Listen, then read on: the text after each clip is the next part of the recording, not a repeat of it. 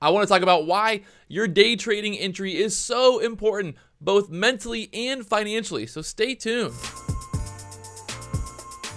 So I hate to keep talking about it, but JILL, I think this is a really, really good example, just showing you guys why entries are so important, why it's so important to wait for the right entry to go into the trade with a plan and have that plan ready. So JILL this morning, it gapped down, I think after hours yesterday, it actually gapped down from the $10 area. They cut earnings. It wasn't good. Bad news for this company. It's a retail clothing company. It's not good. So you can see obviously this dropped down from $10 down there to $6, and then pre-market this morning it's been selling off. So I woke up this morning, I saw it there at the $6 area. I couldn't trade it until 8 o'clock. That's when SureTrader opens. So you can see here at 8 o'clock it got up there. It was at 585. I ended up thinking we're gonna get this break through the 560 area once people started able to trade it there at 8 o'clock, and it ended up bouncing off 560 for a little bit. You can see it bounced off 560 for about 15 minutes here, and I had 2,000 shares, and I had a really bad entry. So I got in there, my first 1,000 shares, I got in there at 561. The second 1,000, I got in there at 565, which was a little bit better, but still not that good. At the time, there's a bit of a spread.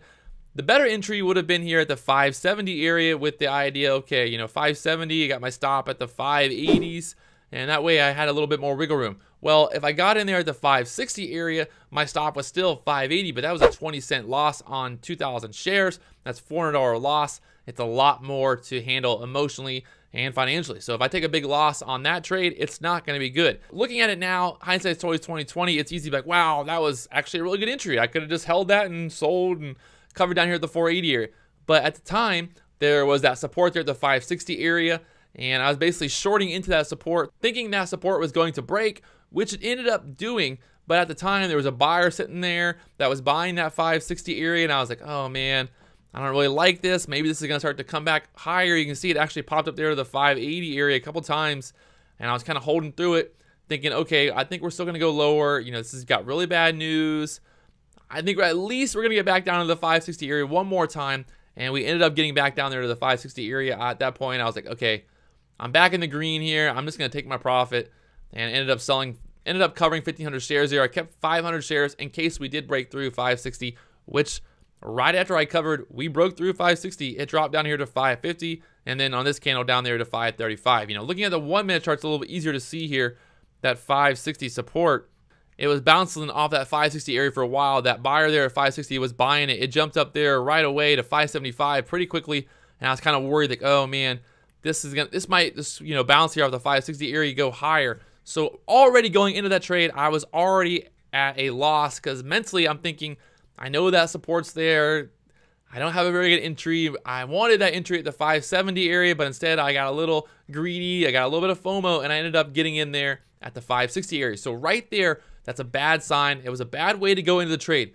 I was already mentally, emotionally like, oh, this is not a good trade. So going into the trade with that bad entry there, I'm thinking, okay, this is not good. I'm thinking to myself, I might need to cut my loss faster. I didn't give myself enough wiggle room there, and I ended up getting out there for break even basically on that trade, and made a little bit on the downside there when it dropped. But you think about it, if I had 2,000 shares there at 560 and I would have covered down here at the 480s, let's say I would have covered here at the $5 area right before open, which would have probably been a better, well, you know, even 515 area, I still would have made close to $1,000 on this trade, but instead I only made about 70 bucks. If I'm going to go into these trades with larger size, if I'm going to go into these trades with a bigger plan to make more money, I really need to focus on getting the best entry. You can see I got here short at the 565 area.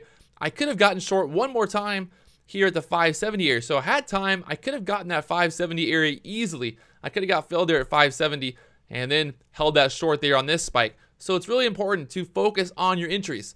Entries are very important, both emotionally and financially, not just for making money, but going into the trade. If you get a really good entry, you're going to be able to emotionally handle that trade a lot better. If you get in on an amazing dip, you're like, wow, I got an amazing dip here. I'm already in the green. I can let this stock ride a lot higher. Where if I'm buying on a stock that's already extended, if I'm buying on a stock that's already ran up a bunch, I don't have a very good entry, I'm going to take profit a lot faster. So it's very important to focus on your entries.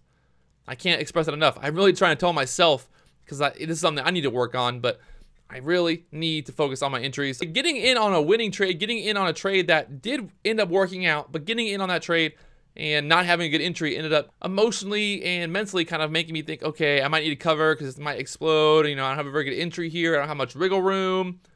And that's what happened. So I would have been a lot better off just waiting for that bounce off the 560 area a couple times, or waiting for that 560 area to break. The 560 area to break, and then I could have shorted here at the 550s once that resistance popped up there. You know, the trade, it was there. The trade was there, no doubt about it. But in general, this is very important. I need to work on my entries, work on getting the best possible entries. And that's something I think a lot of day traders need to work on. And like I said, personally, I'm going to work on that as well. So if you guys are getting into trades and you feel like you're taking profit too fast, think about your entries. Think about what entry you're getting. Are you getting a good entry? Are you chasing a stock? Are you not waiting for the pullbacks? Are you not getting good entries in general? And that's going to make you take profit faster.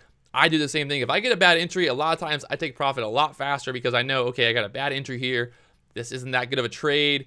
I don't have that win. I don't have that cushion that I want on a good dip buy or something like that. So, and it's very important to focus on your emotions and just overall in general, you know, keeping your emotions in check and controlling your entries and getting the best possible entry. If I'd have got a good entry here on JILL, getting here at the 570 area, I probably would have taken profit, you know, down here at the 520s, 515s, and I would have had a lot better trade here on JILL. So just basically proving the point that entries are very, very important, not just financially, but also emotionally, mentally.